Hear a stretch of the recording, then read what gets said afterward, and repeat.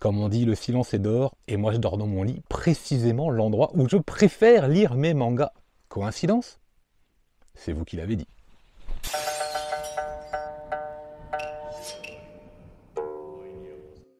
Allez, on va démarrer ce manga vorace avec le premier titre, Bibliomania, nouveauté de chez Mangetsu, qui s'inspire un petit peu d'Alice au pays des merveilles. Bon, on va en reparler. D'abord, on va placer l'édition, le dessin, le scénario, mes impressions, tout ça, c'est un one-shot. Alors au niveau de l'édition, c'est un super format, hein, format seinen, rigide, petite brillance, petit travail évidemment sur la cover, petit signet ici, petit ruban pour le marque-page.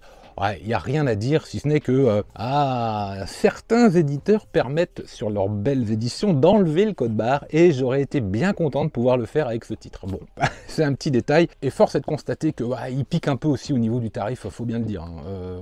J'espère que ça va pas être une collection chez Mangetsu avec tous les 2 mois un titre comme ça parce que ça va encore raquer sec. Alors, Bibliomania, de quoi ça va nous parler? Eh ben, ça revisite un petit peu le mythe d'Alice au pays des merveilles. Vous avez Alice plongée comme ça dans une sorte de monde assez étrange, complètement décalé. Rien à voir avec le conte de Lewis Carroll, bien sûr. Une espèce d'œuvre qui, dans les traits, dans l'univers, dans l'ambiance, ne sera pas sans rappeler un peu, j'ai trouvé, du Shintaro Kago, un peu de Junji Ito, parce que il y a quelque chose de malaisant et d'étrange qu'on n'arrive pas à définir, qu'on n'arrive pas à maîtriser.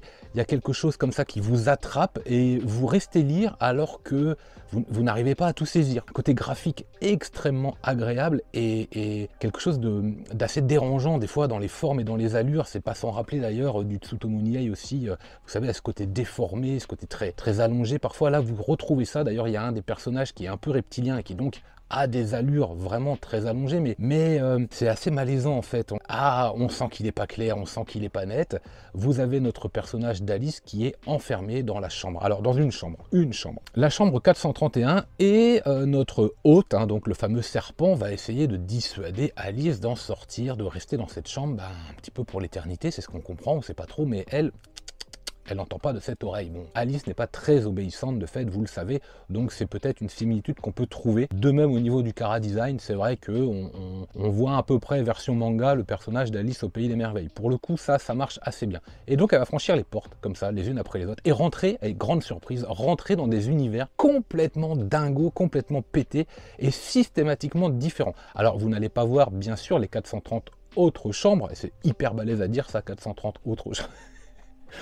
Mais vous allez tomber de temps en temps dans des salles complètement incroyables, avec chacune un univers différent, mais bien différent, bien défini, voire pas défini du tout d'ailleurs, parce qu'on est complètement perdu là-dedans, plongé avec Alice dans une espèce d'inconnu plutôt dangereux, dont on ne sait pas trop comment on va se dépatouiller ou qu'elle va se dépatouiller, puis vous allez la voir comme ça franchir petit à petit les portes, à l'intérieur même des chambres, mais de façon générale ce n'est pas sans danger pour elle, avec un final, je ne vous dis rien, plutôt inattendu. Moi, je ne l'ai pas du tout vu venir. Et d'ailleurs, ce final, il arrive assez tôt, en fait, au niveau des pages à lire. Malgré les petites pages, j'en ai pas parlé, mais malgré les petites pages bonus qui rajoutent un peu d'épaisseur, ce final arrive assez tôt. J'entends par là que vous avez le dernier acte, en fait, qui arrive bien avant la fin, et on vous y conduit, évidemment, à la lecture.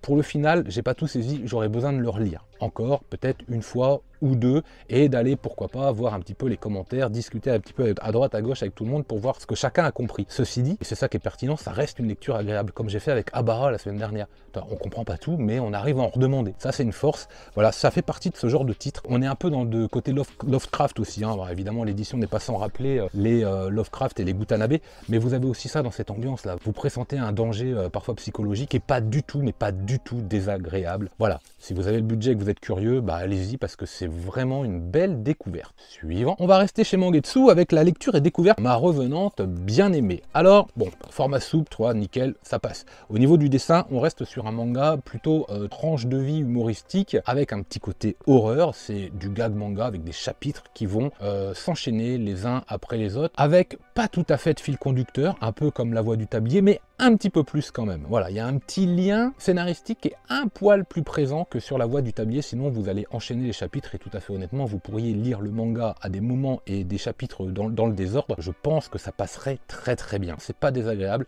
Et l'idée est plutôt drôle, parce que de quoi ça nous parle? Bah, tout simplement, vous avez un homme qui un jour va faire la rencontre d'un fantôme, d'un esprit, et alors, on sait pas trop comment, mais ils vont se lier d'affection, voire d'amour, et ils vont s'épouser, hein, en vérité. Ce qui est très très drôle, bien sûr, c'est que du coup, bah, la femme, tout le monde la voit, et on dirait un esprit, quoi. C'est un vrai fantôme, c'est une dame blanche, enfin voilà, c'est des fantômes façon The Ring, hein. Vous voyez tout à fait, un cheveu noir, la moitié du visage découvert, avec la tête qui est de travers, une espèce d'aura maléfique autour d'elle, des vêtements déchirés, bon bref, les situations sont très loufoques, elle est capable d'apparaître n'importe où, c'est très drôle parce qu'elle arrive à faire peur à son propre mari, notamment les techniques pour le réveil, pour arriver d'une pièce à l'autre, enfin des fois c'est drôle, ça n'a ni queue ni tête, mais c'est très très drôle. Ça doit partir chez l'auteur d'un délire en fait, et il a réussi, il ou elle d'ailleurs, je sais pas trop, enfin en tout cas la mayonnaise prend bien, ça c'est clair, parce que l'œuvre est drôle à lire, et la cover, cette espèce de fusion là, qui est pas sans rappeler Dragon Ball, évidemment, bah fonctionne bien, parce que c'est tout à fait ça en fait, ils sont en fusion les deux là, et bon voilà, comme je vous l'ai dit, il y a peut-être un petit fil scénaristique qui va s'installer, je pressens peut-être quelque chose d'un peu plus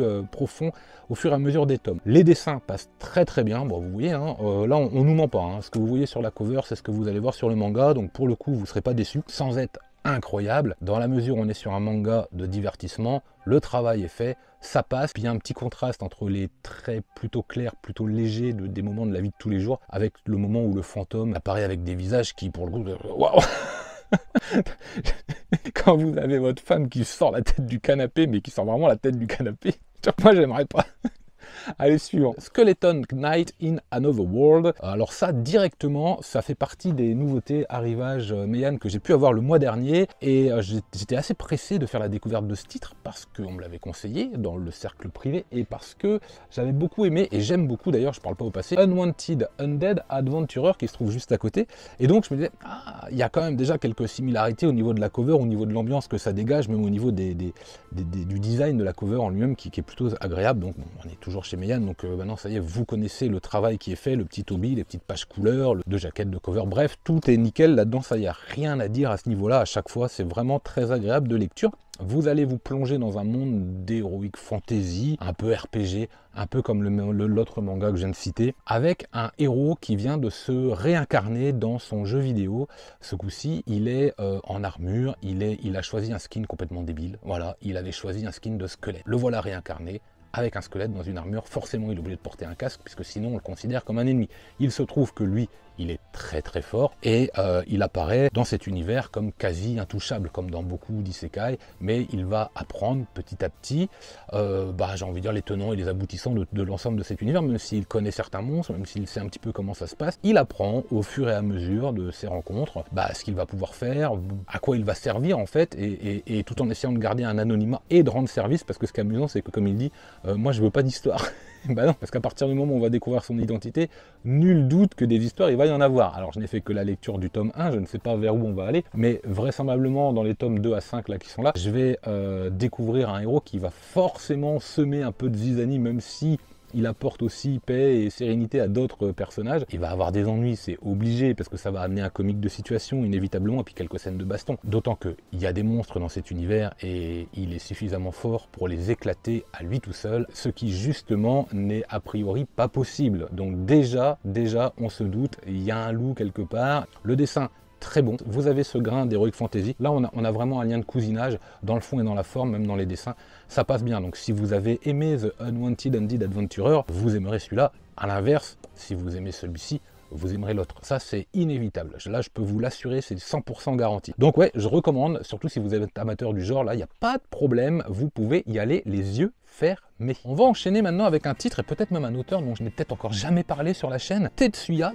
Toyoda, avec le titre Goggles. Et franchement, celui-ci, il est très très bon. Pour la petite histoire, c'est un titre que je possède depuis pas mal de temps, et que j'ai trouvé au prix de 2 € en vide-grenier il y a, je pense, 6 ou 7 ans. Tetsuya Toyoda, donc c'est aussi l'auteur de Undercurrent, titre que je n'ai jamais lu, mais attention, soyez attentifs, ça pourrait arriver, et peut-être même très prochainement. Alors, Goggles, de quoi ça va nous parler? Déjà, au niveau du dessin, j'ai trouvé qu'il y avait une très forte affiliation avec Inyo Asano.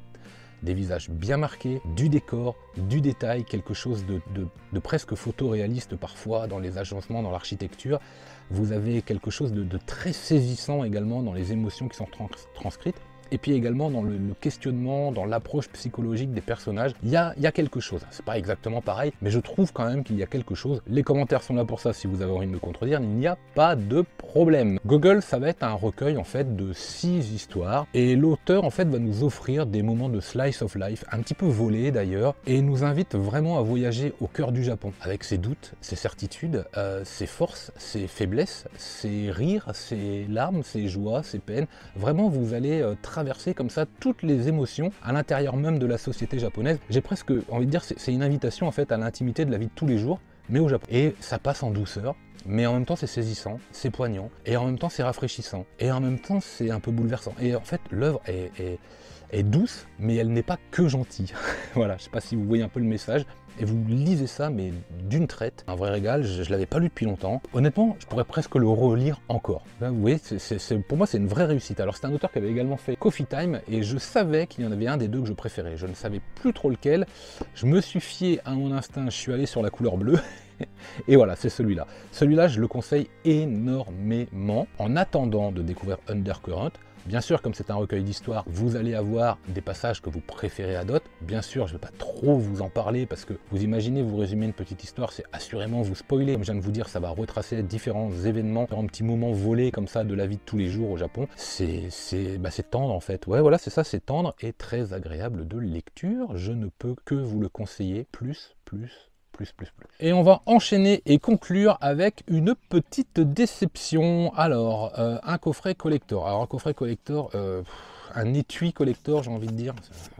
Bon, bref. Un manga avec une couverture un peu papier comme ça, qu'on voit pas du lourd. Hein. Franchement, qu'on voit pas trop du lourd. On est chez Panini Manga, mais je suis pas trop fan. Et bon, j'avais envie de découvrir le titre. Je me suis laissé influencer sur les recommandations Discord, sur les achats éventuels à venir. Et en plus, bon, bah voilà, il y a un petit artbook avec. Et comme j'aime bien ce genre de produit, bon, on est pas mal. Hein. On est pas mal. Il est joli. Il y a de la couleur. Voilà, il y a des schémas, il y a des dessins, il y a des esquisses. Il y a un petit peu de tout là-dedans. C'est pas mal du tout. Ça, pour le coup, c'est à souligner. Ensuite, le manga en lui-même, bon, on est sur un petit format. Et je crois qu'on a, voilà, on a un petit peu de page couleur également au début. Bon, alors, c'est plutôt bien dessiné. Ça, c'est clair. On va commencer par ça. C'est nourri, vous avez du trait, vous avez du décor, vous avez de l'action, vous avez du détail, c'est plutôt pas mal. Le faciès des personnages, la façon dont ils sont représentés, me fait un peu penser au style de l'auteur Daruma avec Kazane et la danse du soleil et de la lune, mais un peu, hein, vraiment un petit peu. Donc là, l'auteur c'est Yu Ito, mais avec quelque chose un petit peu moins bien. Des fois c'était un peu dérangeant, je suis pas spécialement fan toujours de ces visages avec des yeux très marqués et des cheveux comme ça qui viennent devant et tantôt les yeux sont dessinés par-dessus, enfin, vous voyez ce que je veux dire, je suis pas trop fan de ça. Après, le reste du dessin, les scènes d'action, les animaux, le loup par exemple, vraiment très sympa. Là, j'ai trouvé qu'il y avait de très bonnes choses, même si c'était peut-être un peu brouillon par moment. Mais c'est pas le problème. Moi, le problème, c'est l'histoire en elle-même. J'ai terminé le manga, je l'ai fermé et je me suis dit, est-ce que je le relis parce que j'ai rien compris. J'ai rien compris. Donc Shot L, manifestement, c'est le son d'un instrument. Il y a une espèce de réincarnation. Il y a une espèce de vengeance. D'où ça vient, qui que quoi, donc ou pourquoi, j'ai pas compris. Je sais pas. Enfin, quand je dis que j'ai pas compris, tenez bien que j'ai pas trouvé ça très clair. Waouh, en fait, je sais même pas trop quoi vous dire. Voilà, je sais même pas trop quoi vous dire parce que je me suis un peu perdu à la lecture. J'ai pas très bien compris où on voulait aller. J'ai pas très bien compris où était le scénario, ce qui allait se passer. D'ailleurs, la dernière page du manga, on a l'impression que l'auteur lui-même met ce moment-là pour dire bah, il va y avoir une suite, attendez, on va vous expliquer. J'ai trouvé ça long, j'ai trouvé ça pas très logique, les pièces du puzzle pas très bien imbriquées dans ce scénario où on place le décor, hein, on nous raconte une histoire qui va arriver, qui va se placer, qui va démarrer. Mais je la vois pas, je la comprends pas, j'ai trouvé que c'était lent, un manque de lien évident, de compréhension même du pourquoi, du comment, et la dernière page m'a donné raison. La dernière page, mais j'ai l'impression que l'auteur se tire une balle dans le pied, en fait. Je vous la lis, c'est pas du spoil, si vous voulez pas savoir, vous pouvez passer directement, mais je vous la lis. C'était assez incroyable. Bon, c'est bien beau de me dire ça, mais cette longue histoire ne m'a pas du... Non, c'est incroyable. Mais cette longue histoire ne m'a pas du tout permis de comprendre à quel point ceci était important. Mais tout est dit, en fait. J'ai rien compris. Alors Shuttle, bon, si vous faites de l'œil, allez-y. Moi, je pense qu'il y a un petit peu mieux en ce moment. En tout cas, je vais m'arrêter directement à la lecture de ce premier tome. Voilà, c'est la fin de ce Manga Vorace. J'espère que vous avez passé un bon moment. Vendredi prochain arrive le top Manga Vorace du mois de mars. En attendant, lisez plein de mangas. Et moi, je vous dis... Manga!